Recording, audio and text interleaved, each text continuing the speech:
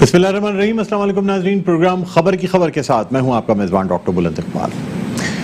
नाज़रीन, गुज़िश्ता दिनों सिंध हुकूमत ने कराची में पार्शल लॉकडाउन का निफाज किया। यानी जब कराची शहर बिलखुसूस और बिलअमूम पूरे पाकिस्तान में कोरोना वायरस की मुस्बत केसेस की शरह बढ़ने लगी, तो फिर जहां NCOC ने पाकिस्तान के बेशतर शहरों में लॉकडाउन के निफाज के लिए कहा, वहीं सिंध हुकूमत ने कराची और दीगर शहरों में भी लॉकडाउन का निफाज किया। यानी 6 बजे के बाद तमाम दुकानों को बंद करने का और कारोबार को बंद करने का हुक्म सादर कर दिया गया। साथ ही साथ 8 बजे के बाद लोगों की जो आमोदरफ्त है उसको भी रोकने के लिए कह दिया गया। यानी कोई शख्स भी बगैर किसी ज़रूरत के, जब तक के कोई ख़ास ज़रूरत ना हो, हॉस्पिटल ना जाना हो, मेडिकल स्टोर ना जाना हो, इसके अलावा घर से बाहर 8 बजे के बाद ना निकले, वरना उस शहरी को रोका जाएगा, पूछ गुछ की जाएगी, जुर्माना भी किया जा सकता है। नाज़रीन, इस फ़ैसले के बाद जब इस पर अमल दरामद शुरू हुआ तो मुख्तलिफ़ इलाक़ों से कुछ ताजिर तंजीमों और कुछ इलाका शहरियों ने इस पर काफ़ी कंप्लेंट्स की। गुज़िश्ता दिनों हमें एक प्रेस कॉन्फ्रेंस भी देखने को मिली जो कि मुहाजिर कौमी मूवमेंट के चेयरमैन जनाब आफाक अहमद ने की, और उनका ये कहना था कि कराची के जो उर्दू स्पीकिंग पॉपुलेटेड एरियाज़ हैं, यानी वो इलाके जहाँ पे मुहाजिर अक्सरियत ज़्यादा है, वहाँ पे सिंध हुकूमत या सिंध पुलिस की जानिब से तासुबाना रवैया इख्तियार किया जाता है। यानी उन इलाकों को बंद करा दिया जाता है, लोगों को बाहर निकलने की इजाज़त नहीं होती। लेकिन उसके बिल्कुल बरक्स अगर दूसरे इलाके देखे जाएँ जहाँ उर्दू स्पीकिंग जो पॉपुलेशन है वो अक्सरियत में नहीं है, तो वहाँ वो इलाके खुले रहते हैं। इसके बाद मुत्तहिदा कौमी मूवमेंट और PSP की जानिब से भी प्रेस कॉन्फ्रेंस की गई और बिल्कुल यही मौक़िफ़ इख्तियार किया गया कि सिंध के शहरी इलाकों के साथ और ख़ास तौर पे कराची के वो इलाके जहाँ पे उर्दू स्पीकिंग पॉपुलेशन है, वहाँ तासुबाना रवैया इख्तियार किया जा रहा है। लेकिन क्या वजह हुई कि अचानक ये इशू जो है इसे उठाया जा रहा है? दूसरी जानिब मुत्तहिदा कौमी मूवमेंट पाकिस्तान की जानिब से अलहदा सूबे की भी बात की गई और इसके जवाब में पाक ज़मीन पार्टी के चेयरमैन मुस्तफ़ा कमाल ने यह कहा कि मुत्तहिदा कौमी मूवमेंट जो है वो ये चाहती है कि आवाम को सूबे के नाम पे आवाम के हाथों में हथियार जो हैं वो पकड़ा दिए जाएँ। बहरहाल ये तमाम इशूज़ और जो हमने गुज़िश्ता दिनों NA 249 के इलेक्शंस देखे जिसमें पाकिस्तान पीपल्स पार्टी के कादिर खान बंदोखेल ने कामयाबी हासिल की, वो भी थोड़ी सी कंट्रोवर्सी का शिकार रहे। इन तमाम जो मौज़ूआत हैं इन पे बात करेंगे। हमारी खुशकिस्मती है हमारे साथ आज मौजूद हैं मुहाजिर कौमी मूवमेंट के चेयरमैन जनाब आफाक अहमद साहब। इन्हें हम खुशामदीद कहना चाहेंगे। अस्सलाम वालेकुम आफाक भाई। वालेकुम सलाम सर, बहुत बहुत खुशामदीद कहते हैं और बहुत शुक्रिया आपने हमारे प्रोग्राम के लिए वक्त निकाला। सर, प्रेस कॉन्फ्रेंस की गई और जाहिर सी बात है सबसे पहले आपकी जानिब से ये इशू उठाया गया, पस मंज़र क्या था? डॉक्टर साहब, मुझसे जब ये लॉकडाउन के हवाले से मार्केटें बंद की गई और ताजिरों को मुश्किलात का सामना हुआ, तो ताजिरों की यूनियन और उनके मुख्तलिफ वफूद ने मुझसे मुलाकातें की और ये सिलसिला कोई 8-9 दिन से जारी है। अच्छा, उसमें उन्होंने जो शिकायतें की वो शिकायतें तकलीफ दी थी। यानी जो डिस्क्रिमिनेशन है ज़बान की बुनियाद पर, वो तो ज़ाहिर है हम भी उसको विटनेस कर चुके थे और हमारे इल्म में था और हम अपने साथियों को हमने पाबंद किया था कि भाई आप वीडियो क्लिप्स भी बनाइए ताकि लोगों के सामने रिकॉर्ड पर रहे कि एक ही वक्त में जो महाजर पॉपुलेटेड एरियाज़ हैं लॉकडाउन की जद में आने के बाद उनकी दुकानें जबरन बंद करवा दी गई और उनके ऊपर तशद्दुद भी किया गया। लेकिन उसके साथ ही जो गैर महाजिर आबादी थी वो तमाम की तमाम खुली रही। वो हमने भी विटनेस किया। शाह फैसल कॉलोनी अगर हम जो औकात हैं बिज़नेस के, उसके बाद जो कारोबार बंद किया गया तो हमने देखा कि नाथखान खुला हुआ था। इसी तरह रफ़ायाम सोसाइटी को आपने बंद कर दिया, लेकिन ग्रीन टाउन खुला हुआ था। औरंगी टाउन आपका पूरा बंद था, बनारस खुला हुआ था। ये तमाम चीज़ें लोगों ने विटनेस की। आपका लसबेला खुला हुआ था या तीन हट्टी के ऊपर जो रक्षा स्टैंड्स हैं तमाम कारोबार चल रहा था, जबकि नाज़ुमाबाद आपने बंद किया हुआ था। नाज़ुमाबाद नीचे जो नॉर्थ नाज़ुमाबाद है वो तमाम बंद था। पहाड़गंज पे और पीपल्स जो कॉलोनी है उसमें आप जाके देखते तमाम होटल्स, तमाम कारोबार चल रहा था। तो ये तमाम चीज़ें तो आम आदमी ने भी विटनेस की। लेकिन जो ताजिरों ने मुश्किलात फेस की उसका बहुत सारी चीज़ों का मुझे इल्म उस वक्त हुआ जब ताजिरों से मेरी डायरेक्टली मुलाकात हुई। उन्होंने कहा कि एक तो हमसे मुशावरत नहीं की जा रही, हमसे कोई हमारी शिकायत नहीं सुनी जा रही।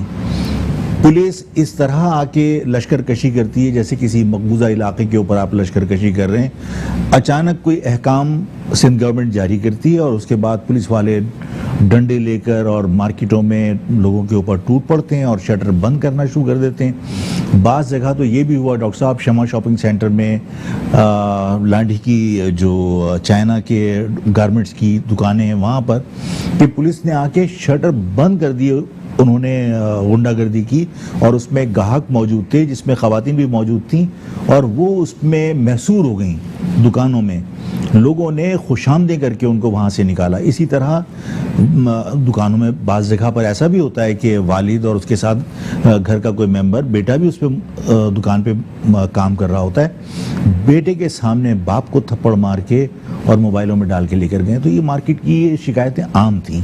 तो उस पर हमने प्रेस कॉन्फ्रेंस में ये कहा था कि ये जो ज़बान की बुनियाद पर आपका दोहरा मयार है, ये इस मुल्क के लिए और इस सूबे के लिए फ़ायदेमंद नहीं है, बल्कि इसके बहुत मनफी असरात मरतब होंगे।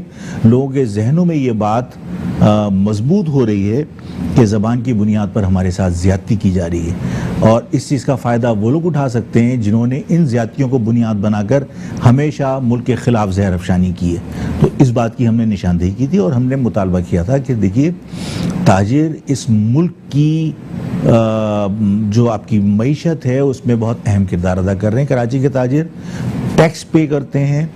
आप जब ताजिर को कारोबार बंद करने के लिए कोई आप अहकामात जारी करते हैं तो ताजिरों से मुशावरत होनी चाहिए कि कारोबार किस वक्त से किस वक्त तक बंद होना चाहिए। आप अपने तौर पर अहकामात सादिर फरमा देते हैं और ताजिरों की मजबूरियाँ, ताजिरों की परेशानियाँ आप कंसीडर नहीं करते, उनसे मुशावरत नहीं करते। तो हमने कहा उनसे मुशावरत कीजिए। दूसरा डॉक्टर साहब, हमने जो बात की थी वो ये की थी कि इस कोरोना की वजह से, ये कोरोना एक वायरस है, दुनिया से परेशान है। मतलब अगर हम इसको बायोलॉजिकल वॉरफेयर का हिस्सा माने तो हम थर्ड वर्ल्ड वॉर को हम फेस कर रहे हैं एक तरीके से कि भाई ये एक बायोलॉजिकल वॉरफेयर थी जिसमें ममालिक इन्वॉल्व हो गए और आज अब सब परेशान हैं। किसकी तरफ से समझते हैं बायोलॉजिकल वॉरफेयर? देखिए, चाइना ने तो इल्ज़ाम ज़ाहिर है अमेरिका पे लगाया कि जनाब अमेरिका के फौजी वहाँ पे मशकों के लिए आए हुए थे और उनके कोई सीसीटीवी रिकॉर्ड्स मौजूद हैं। फिर उसके बाद अमेरिका ने चाइना के ऊपर इल्ज़ाम लगाया कि न्यूयॉर्क में उन्होंने स्प्रेड किया इस वायरस को, वगैरह वगैरह। लेकिन इसमें ज़ाहिर है हम भी सफ़र कर रहे हैं। लेकिन इस वायरस की वजह से जो शायद एक आम आदमी को ना पता हो कि पाकिस्तान को बहुत बड़ी रकूम जो है ना वो इस कोरोना से मुतासिर होने की वजह से दी गई। आपके बजट को सहारा देने के लिए, आपकी मईशत को सहारा देने के लिए, जो लोग इस कोरोना वायरस की वजह से, लॉकडाउन की वजह से मुतासिर हो रहे हैं, उनको सपोर्ट करने के लिए, यानी $1.48 बिलियन ये तो सिर्फ IMF ने एक झटके में आपको दिए। उसके बाद एशियन बैंक से आपको पैसे मिले, उसके बाद आपको वर्ल्ड बैंक से पैसे मिले और ये टोटल रकम जो है वो तकरीबन 4 खरब बनती है। डॉक्टर साहब, जो 4 खरब रुपए आपने वसूल किए हैं और वो इसलिए वसूल किए हैं कि इस कोरोना वायरस के जो वबा है या इसकी वजह से जो मईशत आपकी तबाह हो रही है उसमें मुतासरीन को आप सपोर्ट कर सकें। तो हमने अगर ये मुतालबा किया है तो वो हमारा मुतालबा जायज़ है कि भाई कराची के जो लोग हैं वो बुरी तरह मुतासिर हुए हैं आपके इस लॉकडाउन की वजह से और उसमें उनकी बहुत बर्बादी हुई है। तो कराची को आफतज़दा डिक्लेयर किया जाना चाहिए और कराची के अंदर जो लोगों पर आप टैक्स मुसल्लत करते हैं वो इन हालात में उनके ऊपर से टैक्स जो है वो एग्ज़ैम्प्ट किए जाने चाहिए।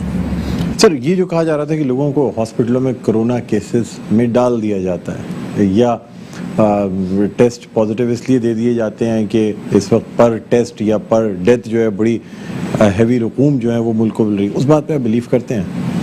डॉक्टर साहब, सुना ज़रूर है, लेकिन जाहिर है कि क्योंकि इस किस्म के शवाहिद मेरे पास नहीं है तो गैर जिम्मेदाराना बयान मुनासिब नहीं है। अच्छा सर, दूसरी जानिब ये भी कहा गया, क्योंकि वैसे बात तो बड़ी सीरियस हो रही है, लेकिन एक बात ये करना चाहूँगा क्योंकि आपने अपनी प्रेस कॉन्फ्रेंस में जिक्र किया, लोगों ने कहा आफाक भाई को जो है ना वो निहारी खानी थी, दिल्ली की निहारी, वो मिल नहीं रही थी, नहीं शनिवारी कढ़ाई अवेलेबल थी तो नहीं। मैंने डॉक्टर साहब ये कहा कि देखिए जो हमारी बस्तियाँ हैं, ठीक है ना, और ये मैंने गलत नहीं कहा, जाहिद देहरी वाला है, जाहिद की नहारी बंद है, आप लॉकडाउन के अंदर जाहिद के यहाँ जाके आप खाना नहीं खा सकते, आप जावेद के यहाँ जाके खाना नहीं खा सकते, लेकिन आप शनवारी के होटल तमाम गुलशन इकबाल में ओपन थे। मतलब ये कौन सा मजाक है? और फिर उसके बाद सिंध गवर्नमेंट कहे कि जनाब लसानियत की बात ना की जाए, लसानी बुनियादों पर आप हमारे साथ इम्तियाजी सलूक कीजिए और हमसे आप ये तवक्को रखें कि हम अपने दुख दर्द भी बयान ना करें, अपने साथ होने वाली ज्यादती भी बयान ना करें कि महाजिर होने के नाते हमारे साथ ज्यादती हो रही है। मतलब आप पूरा गुलशन इकबाल शनवारी खुले हुए हैं सारे होटल। आपके पीपल्स पार्टी के बलोच का होटल जो है वो मलिर के ऊपर खुला हुआ है, पूरा खोगरापार पूरा मलिर बंद पड़ा हुआ है, 24 घंटे उनका होटल खुला हुआ है। तो ये सारी चीजें तो ऐसी नहीं है ना कि इसको आप छुपा लेंगे, पर्दा डाल देंगे। ये तो चलते हुए रोड के ऊपर लोग विटनेस कर रहे हैं कि गुलशन इकबाल के अंदर शनवारी खुला हुआ है और जावेद के यहाँ नहारी की दुकानें बंद पड़ी हुई हैं। मेरी गुज़िश्ता रोज़ जो है वो इस हवाले से बात भी हुई सिंध हुकूमत के तर्जुमान मुर्तज़ा वहाब साहब से, और मैंने स्पेसिफिकली आपका ये सवाल उनके सामने रखा कि आपकी जानिब से शिकायत की गई है कि जानबूझ के कराची के शहरी या सिंध के शहरी इलाके या कराची के थिकली पॉपुलेटेड जो उर्दू स्पीकिंग है, कौन सिंधी है, कौन पठान है, कौन मैं देखिए इस वक्त इस सूबे के अंदर लोग बहुत सेंसिटिव हुए हुए हैं सर। दूसरी ये इतना देखिए मैं आपको एक और बात आपके जरिए हुकूमत के इल्म में लाना चाहता हूँ कि देखिए हम सिर्फ ज़बान की बुनियाद पर जो हमारे साथ डिस्क्रिमिनेशन है उसके ऊपर हम सेंटिमेंटल नहीं हो रहे। इस शहर में मुख्तलिफ सेक्ट्स के लोग रहते हैं, उनके फ़िरक़े अलग हैं। मैं सोशल मीडिया पे जो कुछ देख रहा हूँ उसके बाद मैं परेशान हूँ कि ये सूबा, ये शहर बुरी तरह तकसीम की तरफ जा रहा है। मतलब लोग ये कहते हैं कि जनाब ये मतलब कोरोना जो है वो ईद उल अज़हा के बाद ख़त्म हो जाएगा 1-1.5 महीने के लिए। क्या मकसद है इसका? लोग किस तरफ इशारा कर रहे हैं? मतलब हमें ये सब चीज़ें संजीदगी से लेनी चाहिए कि आप ये मजाक क्यों कर रहे हैं। आप ये कहें कोरोना ये देख के थोड़ी आता है, तो कोरोना क्या मसलक देख के आता है? मतलब आप जो है वो रमज़ान में पूरे रमज़ान आपने तरावी लोगों को नहीं पढ़ने दी, एक मखसूस टाइम के ऊपर आके आपने जो है वो मतलब रिलैक्सेशन दे दिया, तो उस वक्त क्या कोरोना छुट्टी पे चला जाता है? ये लोग सवाल करते हैं। एसओपीज़ के साथ एसओपीज़ के साथ आपने बाकी इजाज़त क्यों नहीं दी? बाकी मामलात में इजाजत क्यों नहीं दी? आज भी आप मजाक कर रहे हैं लोगों से कि साहब ये सेक्ट्स वाली बात भी करके, यानी जो फिक़ों की बात करके मैं इसलिए कह रहा हूं कि देखिए मेरी पार्टी में हर तरह के लोग हैं। मेरी पार्टी में शिया भी है, सुन्नी भी है, देवबंदी भी, बरेलवी भी है, लेकिन इस शहर के अंदर जो लोग पॉलिटिकल एफिलिएशन जिनकी नहीं है उनको तो ये सोचने की आज़ादी है ना कि वो मसलक की बुनियाद पर सोचें। ये इक़दामात हुकूमत के हैं और हुकूमत को इन इक़दामात के अंदर एहतियात करनी चाहिए। आप मुल्क को तकसीम करने जा रहे हैं, आप शहर को तकसीम कर रहे हैं। भाई अगर मैं आपसे ये पूछना चाहूँ कि आप समझते हैं कि क्या इस किस्म की कोई साजिश की जा रही है कि सिंध या कराची में कोई इस किस्म की सोच डाली जाए? डॉक्टर साहब देखिए बाज़ चीज़ें ऐसी होती हैं कि जो आप गैर इरादी तौर पर मैं महाजिर कौम की मोहब्बत में कोई गैर दानिशमंदाना इक़दाम कर लूँ तो जाहिर है कि वो मैं महाजिर कौम की मोहब्बत में कर रहा हूँ, लेकिन उसका नुकसान हो सकता है। लेकिन अगर मैं अपने आप को कौमी इदारे का मतलब सियासत करने वाला कहता हूँ, सियासी कारकुन कहता हूँ, तो फिर आपकी जिम्मेदारी बनती है कि आप कौमी इदारे की सियासत कीजिए। आप एक मखसूस मसलक या मखसूस कौमियत के लिए काम मत कीजिए।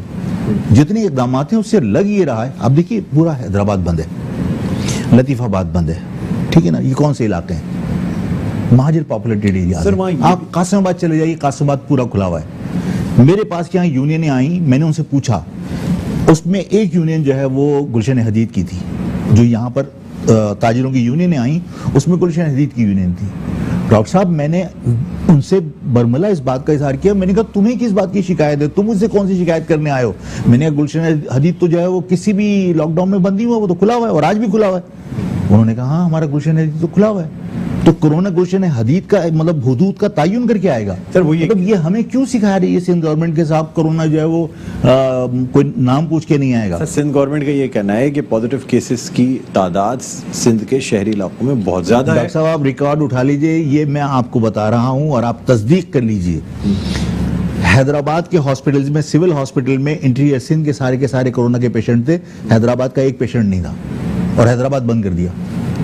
अच्छा, यानी आप ये कहने का मकसद ये कि जानबूझ के इन शहरों में जो है वो लॉकडाउन का निफाज किया था। और आपके इल्म में होगा सर जब ये इलाके बंद होंगे। अच्छा सर यहाँ पे एक छोटा सा वक्फा लेना चाहेंगे और वक्फे के बाद मैं ये भी जानना चाहूँगा कि जाहिर सी बात है जब कराची शहर अगर बंद होगा, हैदराबाद बंद होगा, तो ये मेन टैक्स पेयर्स हैं कराची के, इसका डायरेक्टली नुकसान क्या सिंध हुकूमत को या वफाक को नहीं होगा, इस वाले से हम बात करेंगे नाज़रीन। लेकिन एक वक्फे के बाद आपकी खिदमत में हाजिर होते हैं। देखते रहिए प्रोग्राम खबर की खबर।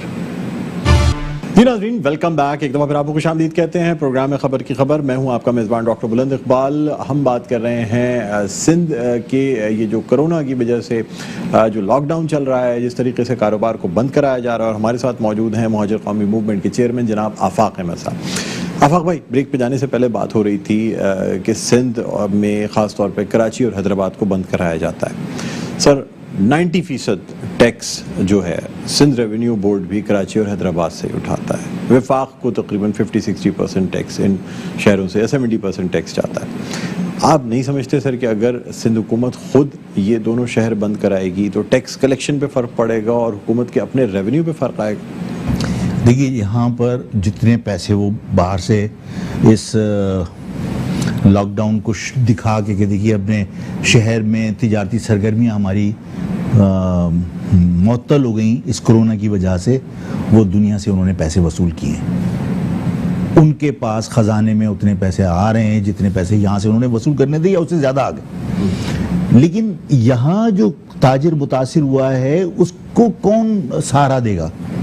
वो पैसे तो जाहिर है कि उन ताजिरों को या उन लोगों को, मुतासिरीन जो थे, उनको सहारा देने के लिए आए थे, ठीक है ना। और फिर ये कि जिस किस्म की उसमें बदुनवानियाँ हो रही हैं उस पैसे में, यानी मैं हैरान हो गया डॉक्टर साहब जब मैंने डॉक्टर शाहिद मसूद का प्रोग्राम देखा। और डॉक्टर शाहिद मसूद एक रिस्पॉन्सिबल आदमी है और वो टीवी पर बैठकर ये बात अगर कर रहा है और वो मतलब उसको किसी ने अभी तक चैलेंज नहीं किया कि वज़ीर ख़जाना के अंदर रिपोर्ट उन्होंने जो ऑडिट रिपोर्ट थी उसको उन्होंने दबा दिया। यानी उसमें उन्होंने बताया कि 1200 अरब रुपए के करप्शन है और वो वही पैसा है जो 1.48 बिलियन IMF से आया था और डायरेक्ट NDMA को दिया। 1.48 बिलियन डॉलर्स आए, बिल्कुल, लेकिन उसको कोई खास हाईलाइट नहीं किया गया सर, ना उसको किसी ने अब तक नोटिस लिया है। मैं कह रहा हूँ अगर डॉक्टर शाहिद मसूद ने ये बात की तो उसको भी तो किसी ने कंडेम या चैलेंज नहीं किया। और ये बात तो दुरुस्त है ना कि ऑडिट हुआ है और ऑडिट रिपोर्ट आप पब्लिश क्यों नहीं की आपने? ये अगर इस तरह ये पैसे का ज़िया हो रहा है और हुकूमत के अराकीन उस पैसे से मुस्तफ़ीद हो रहे हैं और एक गरीब ताजिर जो है वो मुतासिर हो रहा है, तो ज़ाहिर है मैंने तो ये कहा ना कि भाई पैसे तो तुम्हारे पास आ रहे हैं ना। तो देखिए, इंटीरियर सिंध में अगर चंद बूंदें पानी की गिरती हैं तो आप फ़ौरन ये कह देते हैं कि जनाब सिंध के, अंदरूनी सिंध के तमाम इलाकों को आपने आफत डिक्लेयर कर दिया। आप आबियाना माफ़ कर देते हैं, आप उनके ट्यूबवेल के तमाम कर्जे माफ़ कर देते हैं। एक महीने में 10-10 अरब रुपए माफ़ किए गए। आप कराची के लोगों के टैक्स माफ़ नहीं कर सकते, आप कराची के लोगों के बिजली के बिल माफ़ नहीं कर सकते, जबकि IMF ने जो 1.48 बिलियन दिया था उसमें 3 महीने के बिजली के बिल भी पे करने थे आपको। तो आपने इस शहर को लावारिस समझा हुआ है, आप इस शहर को निचोड़ रहे हैं, आप उससे पैसे ले रहे हैं, लेकिन आप उसके दुख तकलीफ के अंदर साथ खड़े होने को तैयार नहीं है। लोगों की, डॉक्टर साहब, दुकानें किराए की थी, वो अपनी दुकानों के किराए नहीं निकाल सके। ये सीजन के अंदर आपने उनकी दुकानें बंद कर दी। ताजिर भी कहते हैं और कुछ लोग भी कहते हैं कि ताजिरों से जो चंदा जमा करने का जो रिवाज है ना, उसकी बानी MQM है। यानी बल्कि कुछ ताजिर तो ये भी कहते हैं कि यार वो सिस्टम अच्छा था, कम से कम एक पार्टी को चंदा देते थे और बाकी चीज़ों से बच जाते थे। क्या ये बात दुरुस्त है? देखिए, चंदा मांगना ये हर पॉलिटिकल पार्टी करती है, ठीक है ना।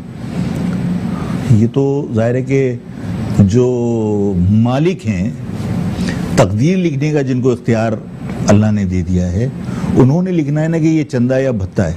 मतलब कोई आदमी किसी जगह जाके अगर अपनी पार्टी के लिए 100 रुपए की दरख्वास्त करे तो उस 100 रुपए की दरख्वास्त पे ATC में मुकदमा जाएगा, भत्ते का मुकदमा इंसदाद दहशतगर्दी कोर्ट में जाएगा। लेकिन एक असिस्टेंट कमिश्नर किसी दुकान को सील करने के बाद अगर 50 लाख रुपए वसूल कर रहा है, उसका मुकदमा किसी अदालत में जाना चाहिए? कितनी मर्तबा दिल पसंद आप सील कर चुके, कितनी मर्तबा आप मोबाइल की मार्केट सील कर चुके, और ये इतने पारसा और शरीफ लोगों के मोबाइल मार्केटें सील करने के बाद इन्होंने बगैर पैसे के खोली हैं। मेरे पास यूनियन ने आके बताया कि आफाक भाई वहाँ सील करने के बाद उनके हरकारे ये कह रहे होते हैं कि साहब 1 हफ्ते की छुट्टी पे जा रहा है, इसका मकसद है 1 हफ्ते तक तुम्हारी मार्केट बंद रहेगी। तो एक हफ्ते तुम्हारा जो नुकसान होगा उसकी बजाय 2 दिन के पैसे इनको नहीं दे सकते कि तुम्हें 6 दिन के पैसे तो बचेंगे, और 2 दिन के पैसे देने पड़ते हैं। ये भत्ते में काउंट नहीं होता, ये हक समझ के लोग वसूल करते हैं। इसलिए कि यहाँ सिंध के अंदर पोस्टिंगें बेची जाती हैं। जब आप पोस्टिंगें बेचेंगे तो वो पैसे वसूल नहीं करेगा। इस शहर के ऊपर आपने डाकू मुसल्लत कर दिए, इस शहर के लोगों को आपने मतलब लूटने के लिए बेसहारा छोड़ दिया। उस पर अगर हम आवाज उठाएं तो हमसे कहा जाए कि जनाब लसानियत पहले भी नुकसानदेह थी और आज भी नुकसानदेह। जब तुम जुल्म लसानी बुनियाद पर कर रहे हो तो क्या हम अपनी कौम के साथ होने वाली ज्यादती के ऊपर एहतजाज भी ना करें और ये भी ना कहें कि हमारे साथ ज्यादती हो रही। सर अगर हम 88 से बात करते हैं या उससे और पहले से चले जाए, जब आप भी हिस्सा रहे मुत्तहिदा कौमी मूवमेंट का या महाजिर कौमी मूवमेंट का, सर कहा यह जाता है कि अगर उस वक्त या उसके बाद से लेके और 22 अगस्त से पहले या उसके बाद भी अगर मुत्तहिदा कौमी मूवमेंट या महाजिर कौमी मूवमेंट अपना क़िबला दुरुस्त कर लेती और कराची के शहरियों को उनके जायज़ हुकूक, मेरिट और नौकरियां फराहम कर दी जाती तो आज ये एहसास महरूमी या ये बातें कराची में ना हो रही होती। क्या ये बात दुरुस्त है? देखिए, हर पार्टी ने अपनी बिसात के मुताबिक कोशिश तो की होगी। देखिए, हर पार्टी का ये कोशिश तो कम अज़ कम होती है कि वो अपने सिंपैथाइजर्स, अपने वोटर्स को जो है वो ओबलाइज करे ताकि नेक्स्ट टाइम उसका वोट बैंक बढ़े या उसका वोट बैंक कम से कम वो सिक्योर करे। तो ऐसा तो नहीं है ना कि मुत्तहिदा ने कोशिश नहीं की हो, या हमने जिस ज़माने में चाहे कैसे भी हालात थे मुज़फ़्फ़र शाह की गवर्नमेंट को हमने भी कुछ दिन इंजॉय किया, तो हमने भी ज़ाहिर कोशिश तो की। लेकिन बात चीज़ें ऐसी हैं कि जिसमें आपके बस में कुछ नहीं छोड़ा इन्होंने। इसलिए कि जब आप सिंध के शहरी इलाके की बुनियाद के ऊपर कोटा मांगते हैं तो सिंध के शहरी इलाके का डोमिसाइल तो 100 रुपये में वही बना के दे रहा है ना जो गैर महाजिर है। तो उस शहरी डोमिसाइल के ऊपर तो आपके हक के ऊपर कोई और डाका डाल रहा है। तो उस पे वो भर्तियां अगर हम कानूनी तौर पर चैलेंज करने जाएंगे तो बाज़ जगह पर तो हम कानूनी तौर पर चैलेंज करने की पोजीशन में भी नहीं है। इसलिए कि चाहे लोग इंटीरियर सिंध से आ जाएं और कल उनके पास डोमिसाइल कराची का हो तो आप चैलेंज क्या करेंगे? और जिसके सामने चैलेंज करेंगे अगर उनका ताल्लुक भी दादू और लाड़काना से है तो उसके चैलेंज का मुझे फ़ायदा बताइए आप। क्या एमक्यूएम के क़याम से पहले लोग कहते हैं कि शायद उस वक्त चाहे हम पाकिस्तान क्वार्टर्स देख लें, यानी जाहिर सी बात है फेडरल जो गवर्नमेंट के लोग होते तो तमाम वहीं रहते थे, या हम सिंध के जो इदारे हैं या सेक्रेटेरिएट्स हैं वो देख लें, उस वक्त कहीं ज़्यादा बड़ी तादाद में कराची के उर्दू स्पीकिंग लोग काम किया करते थे। और जब से ये हुकूक की बात की गई, जब से कौमियत की बात की गई, उस वक्त से ये जो कौमियतें हैं या उर्दू स्पीकिंग कौमियत इसको और ज़्यादा सप्रेस करने शुरू किया। नहीं डॉक्टर साहब, हमारा ये परसेप्शन गलत है कि जब से हमने महाजिर की बात शुरू की तो हमारे साथ मतलब हमारे गिर्द घेरा तंग किया गया और हमें सप्रेस किया गया। नहीं, हमने आवाज़ ही उस वक्त उठाई जब हमारे साथ ज़्यादतियाँ स्टार्ट हो गई। हमारे बुजुर्ग तो यहाँ जब आए थे तो उनके तो वहमो गुमान में नहीं था कि वो यहाँ पर पाकिस्तानी होने के अलावा किसी और शनाख्त के बारे में सोचेंगे कभी। वो तो अपने आप को पाकिस्तानी होने पर फख्र करते थे। और ये पूरे पाकिस्तान की अवाम इस बात की विटनेस है कि आपके पास तो मतलब पेपरों में लगाने के लिए पिन तक नहीं थे और उन्होंने आके बबूल के कांटे लगाकर आपकी फाइलें चलाई थी और उन्होंने इस मुल्क को चलाने की कोशिश की थी। आपने उसका इनाम ये दिया कि उनकी औलादों को आपने फर्जंद ज़मीन तस्लीम करने से इनकार कर दिया और मतलब आपने उनके साथ वो सलूक किया है कि जिसके बाद ज़ाहिर है वो अपनी कौमियत के हवाले से मुत्तहिद होने की बात तो करेंगे और अपनी कौमियत के साथ होने वाली ज़्यादती पर वो ये तो कहेंगे कि ज़बान की बुनियाद पर ज़्यादती हो रही है। उसमें कौन सा क़यामत आ जाएगी? जब आप ज़्यादती करें कौमियत की बुनियाद पर तो क़यामत ना आए, लेकिन हम एहतजाज करें तो क़यामत आ जाए। आफाक भाई, गुज़िश्ता दिनों ये बात की गई है कि आपका कोई राब्ता बानी लंदन से भी हुआ है, बात दुरुस्त है या गलत है? नहीं, बिल्कुल गलत है। कोई राब्ता नहीं हुआ? नहीं, बिल्कुल गलत है। आप समझते हैं कि वो और ये मैं किसी के डर के मारे नहीं कह रहा कि मैं किसी के डर के मारे कहूँ कि नहीं मेरा राब्ता नहीं, मेरा कोई राब्ता नहीं, और राब्ता होगा तो मैं भाभांगे दोहल कहूँगा कि राब्ता है। आप समझते हैं मुत्तहिदा कौमी मूवमेंट पाकिस्तान में कुछ लोग हैं उनके राब्ते में? ये मैं सर आपके एक्सपीरियंस नहीं, मैं देखिए मैं किसी और के बारे में कोई कमेंट्स नहीं देना चाहता। मेरे बारे में आपने सवाल किया, मैंने कहा नहीं है। मैं क्योंकि किसी के खौफ से नहीं कह रहा, नहीं है। और देखिए मेरा तो उसूली इख्तिलाफ था ना, मेरा देखिए शख्सियत से कभी इख्तिलाफ नहीं रहा।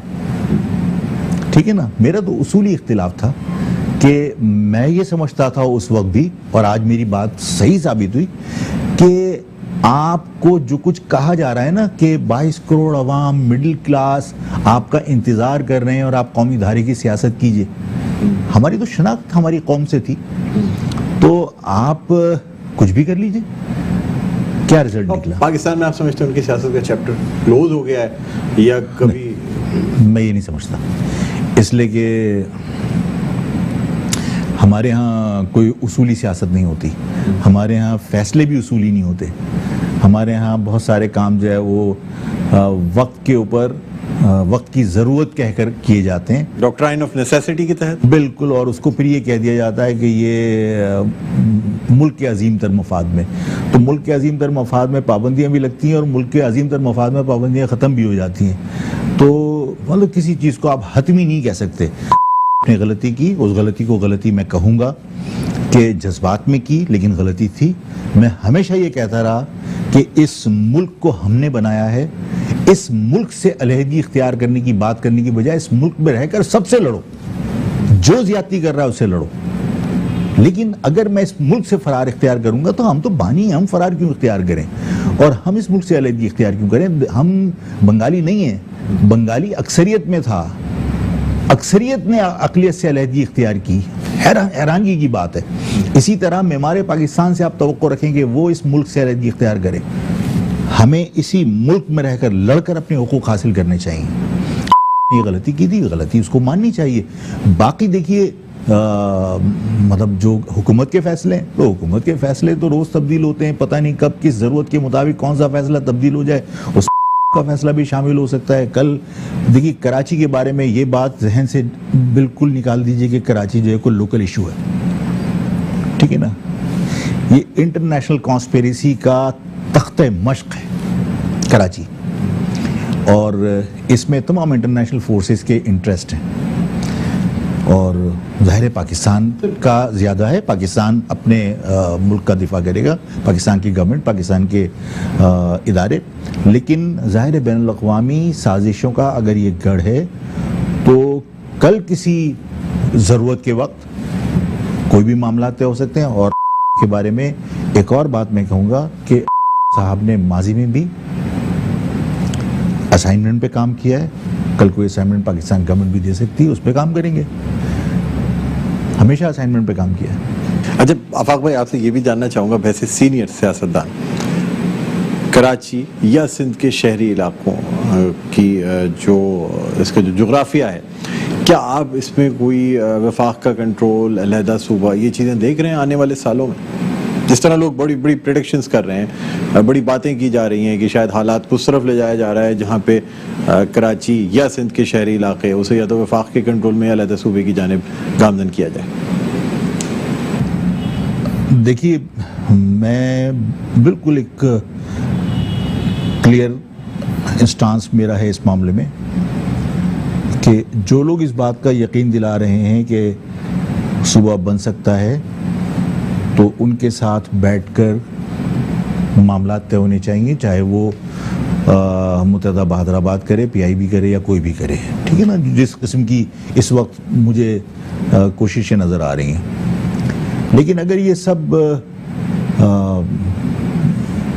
कहते हैं ना कि अगर हमें कोई सिर्फ ये समझ रहा है कि हम मोहताज हैं और जैसा हमसे कहा जाएगा वैसा हम करेंगे, और हमें वो सिर्फ वक्ती तौर पर एक प्रेशर को बिल्ड करने के लिए इस किस्म के नारे अगर दे रहे हों, इसलिए कि देखिए वफाक के बहुत सारे इंटरेस्ट यहाँ पर गैर महफूज उनको नज़र आते हैं।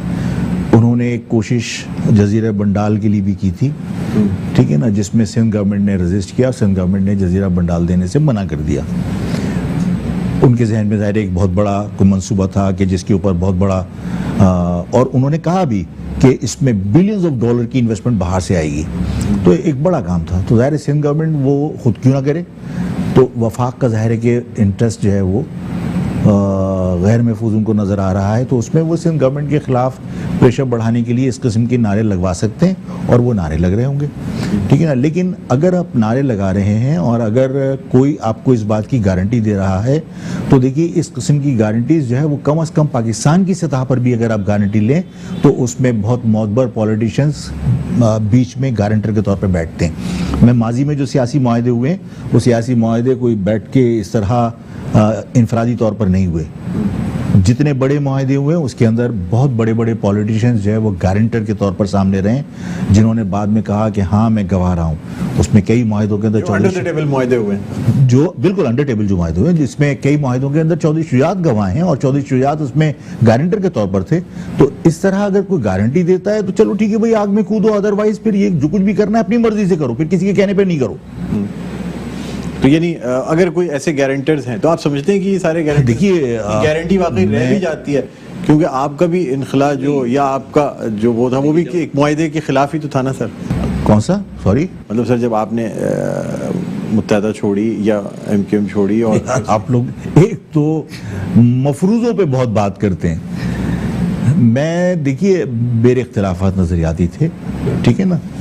अजीम भाई ने मुझे रिक्वेस्ट की और अजीम भाई ने जिस वक्त मुझे बुलाया तो उस वक्त कमोबेश 25-50 लोग जो है वो वहाँ पे मौजूद थे, जो छतों पे उन्होंने मोर्चे लगाए हुए थे, और मैं वहाँ चला गया, इख्तिलाफ के बाद चला गया, और अजीम भाई धाड़े मार मार के रो रहे थे रोड पे खड़े हुए, और उन्होंने मुझसे कहा कि खून खराब हो जाएगा तो मुल्क छोड़ के चले जाओ।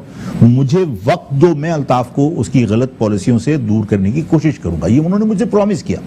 मैं चला गया, मेरा किसी से कोई एग्रीमेंट और मुझे किसी ने कोई गारंटी नहीं दी थी। मेरे घर पे जब हमला किया, मेरे घर जलाए, और फिर मेरे साथियों ने फोन किया और फोन करके वो रो रहे थे, सईद भाई का मर्डर हुआ था और कदीर भाई जिंदगी और मौत की कश्मकश में इसमें अब्बासी शहीद में पड़े हुए थे। तो मुझे मुश्तबा भाई ने आमिर साहब को फ़ोन किया था। आमिर साहब ने फ़ोन मेरे हवाले कर दिया और वो मुझे आमिर खान समझ के और रो रो कर वो बुरा भला कह रहे थे। फिर मैंने बताया मैं आफाक बात कर रहा हूँ मुश्तबा भाई। तो मुश्तबा भाई ने कहा लोग यहाँ मर रहे हैं और आप वहाँ चले गए और आप यहाँ आकर इन लोगों को बचाने की कोशिश कीजिए। मेरा कोई किसी से एग्रीमेंट नहीं था, कोई एग्रीमेंट नहीं था। ठीक, किसी के जहन में ये बात नहीं होनी चाहिए कि किसी का कोई एग्रीमेंट था, और हम अपने तौर पर आए थे और अपने तौर पर आने के बाद हमने अपने फैसले खुद किए, किसी के फैसले पर नहीं चले, हम किसी असाइनमेंट पे नहीं चले, किसी असाइनमेंट पर नहीं चले। मजीद आपसे बात करते हैं और बहुत सारी बातें हैं जो आफाक भाई से भी हमें यहाँ करनी है, लेकिन एक वक्फे के बाद दोबारा आपकी खिदमत में हाजिर होंगे। देखते रहिए प्रोग्राम खबर की खबर। जी नाज़रीन, वेलकम बैक। एक दफ़ा फिर आपको खुशामदीद कहते हैं। नाज़रीन, प्रोग्राम है खबर की खबर। मैं हूं आपका मेज़बान डॉक्टर बुलंद इकबाल। हम बात कर रहे हैं कराची के हवाले से, सिंध के शहरी इलाकों के हवाले से, और हमारे साथ मौजूद हैं महाजर कौमी मूवमेंट के चेयरमैन सरबराह जनाब आफाक अहमद साहब। आफाक भाई, कराची का अब जो भी मसला है या सिंध के शहरी इलाकों का जो भी मसला है, कोई हल तो निकालना है ना सर। हर कोई अपनी सजेशन दे सकता है, अपनी तजवीज़ दे सकता है। आपके ख्याल में कराची के मसाइल का क्या हल है? देखिए, अगर कराची को इस मुल्क की मईशत का आप हब समझते हैं और आप ये समझते हैं कि पूरे मुल्क की मईशत में पाकिस्तान को मुस्तहकम रखने में कराची का एक इम्पॉर्टेंट रोल है, तो कराची का तरक्की करना, कराची का मुस्तहकम होना, ये भी बहुत ज़रूरी है। और पूरी दुनिया में हब सिटी जो होते हैं, ये सॉरी जो पोर्ट सिटी होते हैं, इंडस्ट्रियल सिटी होते हैं, वहाँ पर पूरी दुनिया का इन्फ्लक्स जाता है, ठीक है ना। इसमें कोई हमें एतराज़ नहीं है कि दुनिया कमाने के लिए कराची आती है, लेकिन दुनिया में उन शहरों का कंट्रोल कभी गैर मुकामी के हाथ में नहीं दिया जाता। मुंबई का कंट्रोल मुंबई के लोगों के हाथ में है, किसी और के हाथ में नहीं है। इसी तरह टोक्यो का कंट्रोल टोक्यो के लोगों के हाथ में है, न्यूयॉर्क का कंट्रोल न्यूयॉर्क के लोगों के हाथ में है। वहाँ आपके लोगों के कंट्रोल हाथ में नहीं दे देते बाहर से आने वालों को। इस शहर का कंट्रोल इस शहर के लोगों के हाथ में होना चाहिए, तो इस शहर को हम संवार सकते हैं, बना सकते हैं, मुस्तहकम कर सकते हैं। यहाँ की मईशत इस मुल्क के लिए डबल रेवेन्यू जनरेट कर सकती है। लेकिन इस शहर को आपने कच्ची आबादी में जो तब्दील कर दिया वो सिर्फ इस वजह से हुआ कि यहाँ पर आपने गैर मुकामी इंतज़ामिया ला के मुसल्लत कर दी। देखिए मैं बहुत सारी चीज़ें मेरी बहुत बुरी लगती हैं, लोगों को कड़वी लगती हैं। मैं जब लोगों को देखता हूँ ना कि एक पुलिस वाला आया और एक फ्रूट वाले का ठेला पलट के चला गया, वो मासूम लोग 2000 रुपये का फ्रूट रख के बेच रहे होते हैं। लेकिन डॉक्टर साहब जब मैं उसके साथ किसी पठान को लुंडा के जूते बेचता हुआ देखता हूं और उसके साथ उस ठेले के कोई पलटने वाला नहीं होता, तो मेरा दिल चाह रहा होता है कि मैं पलट दूं। इसलिए कि आप ये इस शहर के साथ क्या कर रहे हैं, ठीक है ना। ये जो ज्यादतियां हैं इस शहर के अंदर, आप जब कोई पुलिस वाला आपको रोकता है, मेरे इधर बाहर प्रेस कॉन्फ्रेंस हो रही थी डॉक्टर साहब, और मैं बिल्कुल किसी से मतलब हिचकिचाता नहीं हूं बात करते कि जो गलत हो रहा है। बाहर मेरे साथी थे, खुदा की कसम उनसे उनकी मादरी जबान पूछी कि आपकी मादरी जबान क्या हो रहा है ये। इस शहर के अंदर जराइम पेशा अफराद भी गैर मुकामी और यहाँ अमन कायम करने के लिए पुलिस भी गैर मुकामी, जिसका नतीजा है कि आप दुकानें तो बदमाशी से बंद करवा रहे हैं, लेकिन 3 महीने में 98 लोग कत्ल हुए इस कार स्नैचिंग में और मोबाइल स्नैचिंग में। किसी एक आपने मोबाइल स्नैचर को पकड़ा, आपने क्राइम जो स्ट्रीट क्राइम है उसको रोकने की कोशिश की। इस शहर के ऊपर बाहर से आके भैंस कॉलोनी में आपने मतलब कारोबार कर रहे हैं आप। वो कारोबार क्योंकि मुकामी आदमी के हाथ में नहीं है, गैर मुकामी के हाथ में, वो 94 रुपए सरकारी रेट है। कमिश्नर और असिस्टेंट कमिश्नर थूक से नोटिस लगा के मेरे महाजिर कारोबार के तो ऐसी तैसी कर सकता है सील लगाकर। दूध 94 की बजाय 140 रुपए बिक रहा है। आपने किसी दुकान को सील किया, किसी बाड़े को सील किया। अगर आप ये इस वजह से कर रहे हैं कि गैर मुकामी को गैर मुकामी सपोर्ट करे, तो ये शहर कच्ची आबादी में तो आपने तब्दील कर ही दिया, ये मजीद तबाह हो जाएगा। इस शहर का दुख अगर किसी को है तो उन्हीं लोगों को जिन्होंने हफ्ते सफाई बुरा हो की सरबराही में हफ्ते सफाई मनाया था, झाड़ू दी थी अपनी गलियों की। आज उन गलियों के अंदर कूड़ों के ढेर लगे हुए हैं, इसलिए कि गैर मुकामी अफराद जो यहाँ कमाने के लिए आते हैं उन्हें इस शहर से क्या गर्ज। तो जब तक यहाँ का इंतजाम मुकामी आदमी के हाथ में नहीं दिया जाएगा, देखिए दुबई के अंदर पूरी दुनिया का टूरिस्ट आता है, लेकिन दुबई के अंदर इंतजामिया मुकामी है ना, तो यहाँ पर जो ठेला रोड पे लगा देता है, जो आके कीकर के 4 खूंटे गाड़ के 2000 गज का प्लॉट घेर लेता है, जो यहाँ शराब पी के रोड के ऊपर उधम ढा रहा होता है, वहां पर सब लोग सिग्नल पे रोड सन्नाटा होने के बावजूद खड़े हुए इंतजार कर रहे होते हैं, इसलिए कि मुकामी इंतजामिया है और वो कहीं कोई तफरीक रखे बगैर कानून पर अमल दरामद कराते हैं। आप जब सिग्नल पे रोक के पूछेंगे तुम कौन हो और जबान की बुनियाद पर किसी को छोड़ देंगे और किसी को मुर्गा बना देंगे, तो क्या ये शहर तरक्की करेगा? इस शहर को अगर मुल्क के लिए आप जरूरी समझते हैं तो इस शहर की इंतजामिया भी मुकामी होनी चाहिए।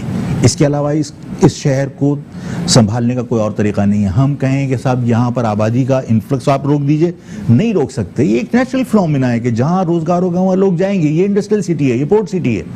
ना आप यहाँ आने वाले पठान को रोक सकते हैं ना पंजाबी को, लेकिन उसको कानून के दायरे में लाकर, कानून का पाबंद बनाकर आप यहाँ पर अमन भी कायम कर सकते हैं और यहाँ पर बर्बादी होने से भी बचा सकते हैं। कि जो शहर बेहंगम फैलता चला जा रहा है और कोई पूछने वाला नहीं है। कराची के अंदर तो सबसे ज्यादा कच्ची आबादी है, क्राइम भी इसी वजह से। आफाक भाई, अब जो आप बात कर रहे हैं, अगर आप देखें तो मुत्तहिदा कौमी मूवमेंट भी इस वक्त यही बात कर रही है, PSP भी यही बात कर रही है, आप भी यही बात कर रहे हैं, फारूक भाई भी यही बात कर रहे हैं, और ये तमाम लोग सियासत की एक ही नर्सरी से निकले हैं। यानी इनकी जो बिल्कुल दुरुस्त है, इसमें पहली पार्टी सबकी एक रही है। चलें, इसमें कोई बहस और नहीं, इस बिल्कुल वक्त सही। मतलब कराची की सियासत की या कराची के हुकूक की या उर्दू स्पीकिंग लोगों के हुकूक की जो बात की जा रही है, इन सबकी जानिब से की जा रही है। जब नस्बुलैन एक है, जिद्दोजहद एक है, बातचीत एक की जा रही है, एक ही जगह से ये तमाम लोग एक ही साथ काम करते हुए सियासी जद्दोजहद करते हुए आगे बढ़े हैं, तो ये लोग सारे मिल के क्यों नहीं काम कर सकते? क्या वजह है कि सबने अपनी मस्जिद अलग बनानी है, किसी सूरत भी मुत्तहिद होकर काम नहीं करना? डॉक्टर साहब, मैं नहीं चाहता कि कौम मुझे इल्ज़ाम दे, इसलिए मैं आपके इस प्रोग्राम की तवज्जुह से जो है वो वजाहत करना चाहता हूँ कि मैं किसी को छोटा और बड़ा नहीं कह रहा। मेरे लिए सब काबिल एहतराम है, जो भी अगर थोड़ा सा भी दर्द इस कौम का रखता है मेरे लिए काबिल एहतराम है। लेकिन देखिए, इन सबसे ज़्यादा ताकतवर और सबसे बड़े थे ना, से मेरा कोई ज़ाती इख्तिलाफ थोड़ी था। मेरा इख्तिलाफ तो ये था ना कि आप महाजिर लफ्ज़ से दस्तबरदार होकर इस कौम के साथ ज्यादती कर रहे हैं, नजरिए से गद्दारी कर रहे हैं। आज जो लोग भी हैं उनमें से कोई शख्स ये जस्टिफाई कर दे कि मैंने नजरियाती इख्तिलाफ की वजह से अल्ताफ से अलहदगी इख्तियार की थी, तो फिर उनके साथ बैठकर बात करना और मिलना कोई हर्ज नहीं है।